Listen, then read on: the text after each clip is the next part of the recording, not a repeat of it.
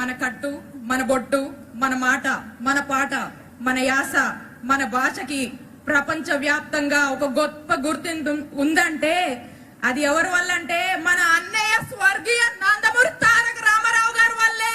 ఇంట్లో చిన్నపిల్లలు ఉండే ఉంటారు, అమ్మ నాన్న మనవరాళ్ళు లేదా మనవాళ్ళు ఉంటారు.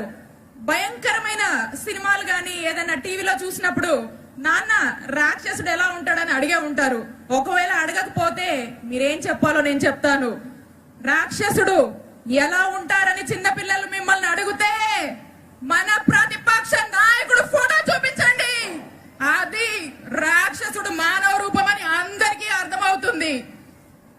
ఎందుకంటే మన యేసు ప్రభువు సిలువలో చనిపోతూ కూడా తన వృద్ధురాలైన అమ్మ గురించి తన సైనికుడి చేతిలో పెట్టి కాపాడమని అడుగుతాడు. ఎందుకంటే యేసు ప్రభువుకి అమ్మ మీద ఎంతో ప్రాధాన్యత ఉంది. కానీ మన ప్రతిపక్ష నాయకుడు తన తల్లిని పాపం అభం శుభం తెలియని అభాగ్యురాల్ని రోడ్డు మీదకి తీసుకొచ్చి ఎన్నికల్లో నిలబెట్టి తనని ఆబాసు పాలు చేశాడు.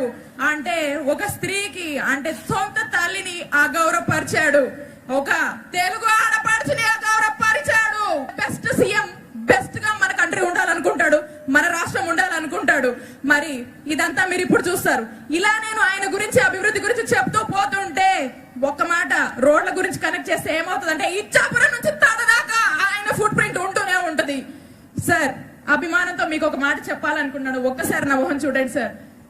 నేను అమెరికా నుంచి రాష్ట్రానికి ఇక్కడికి వచ్చాను.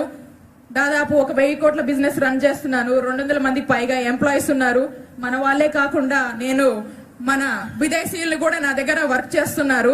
అటువంటి అవకాశం నేను ఇచ్చాను. ద బెస్ట్ అయిన నేను ద బెస్ట్ గా మీ దగ్గరకు ఉండాలి, బెస్ట్ గా మనం ఉండాలి అని ఇక్కడికి వచ్చాను. ఈ క్షణం నా గుండెల్లో మాట, మీరెప్పుడు అంటారు అభివృద్ధి అభివృద్ధి అని. మీరు నాకు ఏంటి సంబంధం? నేను ఎలా ఎదిగానంటే మీరు సైబరాబాద్ లో పెట్టిన